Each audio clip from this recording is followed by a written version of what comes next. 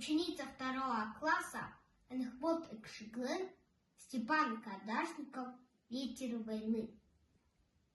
Как было много тех героев, чьи неизвестны имена, навеки их взяла с собою в свой край неведомый война.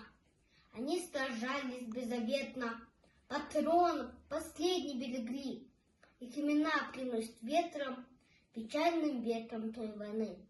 Порой слышны на поле боя, через десятки мирных лет: «Прикрой меня, прикрою Коля!»